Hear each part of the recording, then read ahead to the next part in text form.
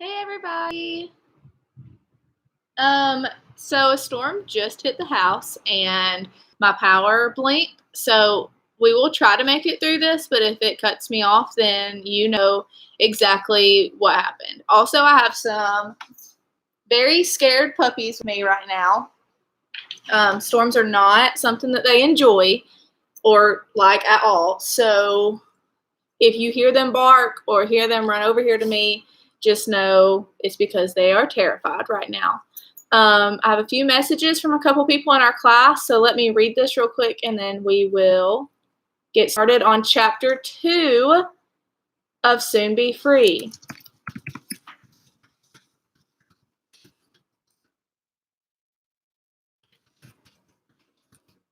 Whoa, Chloe? Okay, well, she's just going to sit on the table, you guys. All right. Let's move this way.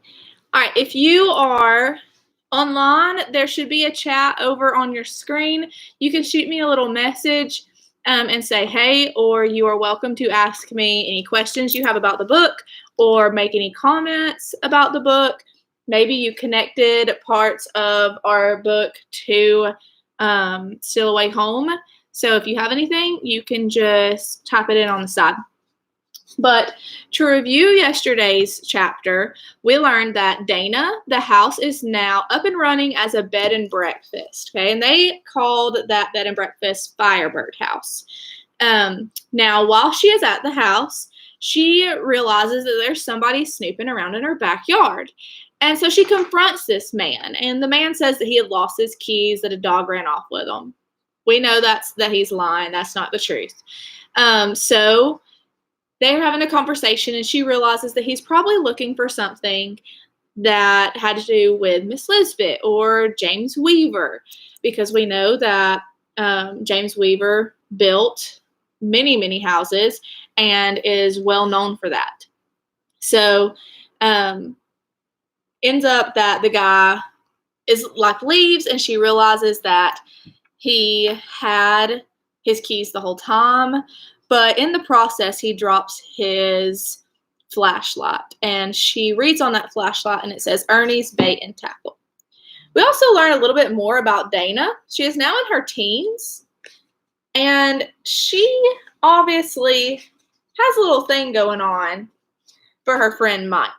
All right, he's not suitable yet for her, is what she says. But y'all, my power is going to go out, so I'm sorry if it happens. But she's looking at him as a possible prospect for dating later on in high school. So we're on chapter 2. It is titled A Leg to Stand On, March of 1856. Here we go. 2 days before James's 13th birthday, the snow finally let up, and he opened the door to a boy with one leg and a crutch that dug inches into the snow because he leaned his weight that way.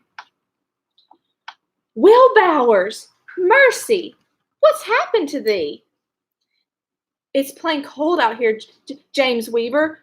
Will's voice cracked with weariness. A wave of stinging air sucked James's breath away. Well, here, let me take that kit bag. Will hoisted his weight onto the flimsy crutch and swung himself onto the house. James couldn't take his eyes off the leg that wasn't there. Got shot, Will said, lowering himself onto the bench at the kitchen table. A pinned-up trouser leg hung like a sack below the bench. Dried blood had turned into the color of an axe left to rust in the rain. Will eyed a plate cover with one of Ma's embroidered flour sack tea towels. James offered him a biscuit that was no better than hardtack, but Will swallowed it with 2 bites without even a smear of butter or apple jelly. He ate right through the rest of the biscuits like he hadn't had supper or dinner before that. Surgeon sawed it off. James's stomach lurched. He kept hearing Grandpa Baylor's voice. I tell you, boy, a man doesn't have a leg to stand on unless he's honest to the bone. And now Grandpa Baylor was gone. and Ma was on her way back from burying him in Boston. And here, Will Bowers hadn't but one leg to stand on. It was the border ruffians that did it. Will dabbed at every crumb on the table until he had a good supply to suck off his fingers. At least he's alive, James said, although he wondered if he'd want to be alive with only one leg. What did it look like inside that sack? Was it as raw as fresh meat? Or had it healed over into ropey scars? Funny thing is, I still feel it. Feel what, Will? A whole leg. There's a blister on my heel from a wet boot. Itches on the bottom of my foot, too. It was too gruesome to think about, so James said, Ma's been gone to Boston to bury my grandfather. She and my sister have been gone 3 months. Pa and I thought they'd be back by Christmas, but here it is the 1st of March. Until the last day or two, the snow's been too deep for travel cross country.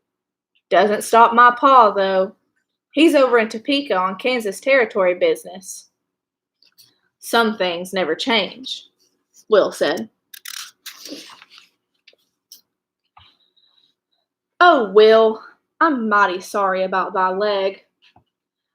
Will petted the stump as if it were a dog nipping at him under the table. Guess I'm lucky. Didn't I stand right there at your door last September and say I might come back in a box? Thee did. Thee caused quite a stir in my house, James chuckled. I've gone with thee, but it's not the Quaker way. My ma and pa would have had fits. Will filled his palm with salt from the little salt cellar and licked his hand clean. Thee's starving. James jumped up and brought Will back some jerky and a cup of cold tea. What would you have done over there at Potawatomi with John Brown's posse, James? Will chewed away on what that dried meat strip. Talk to them all pretty with all your thees and thous. That would have turned 2 or 3 dozen pro-slavers back and made them kneel and say their prayers right out loud. James felt his scalp prickle. Coward that he was. Here they were, living right on the edge of Kansas Territory, which was free, and Missouri, which was a slave state. Border skirmishes were raging all around them. Every Lawrence man had taken up arms, except Dr. Olney and Pa, and half a dozen other men in the town who were Quakers. Mercy. Even one of the Quakers was keeping a rifle clean and greased, just in case. Flaring with anger, or was it shame? James asked, Why is thee here instead of at thy own place? It's 4 more blocks. Try walking half across Kansas on a crutch. There's another reason. Which is?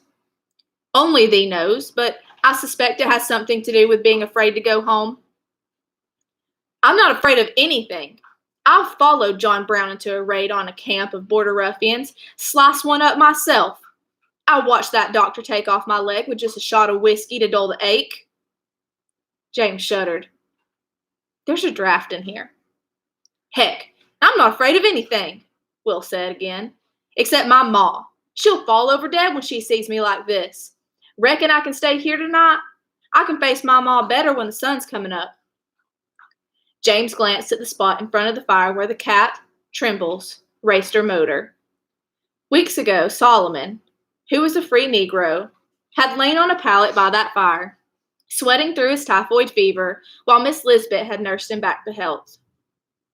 Miss Lisbeth. What a vexing woman she was. But how James missed her. 6 weeks had passed since she died in this house. Then Will startled him with a question. Still harboring runaway slaves? Thee knew? James replied. Everybody in town knew, except your pa. No, not anymore, we're not. So, you let me stay here tonight like those runaways did? At least I'm not against any law. We could make thee up a pallet on the floor by the fire. Thee wouldn't have to manage stairs. Will nodded. I swear, I could sleep a week. And he nearly did.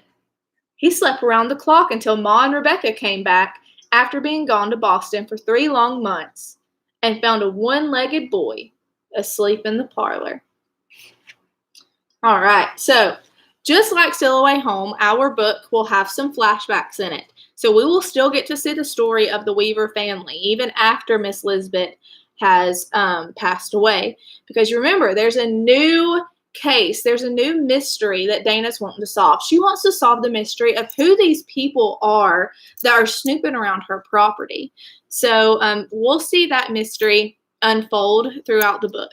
And we'll get some insight as readers into that mystery from the chapters that are placed in the past with the Weaver family. So there will be connections in this book to the chapters, just like there was in Still Away Home. So be ready for that.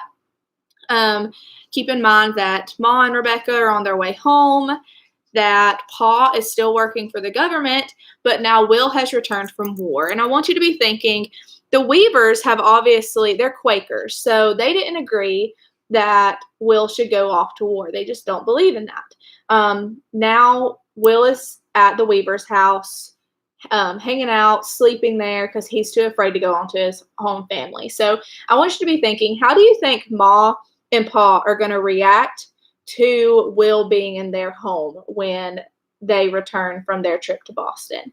So keep that in your mind. And if you have any questions, you are welcome to message me on GoGuardian, message me on Google Classroom, shoot me an email, whatever you want.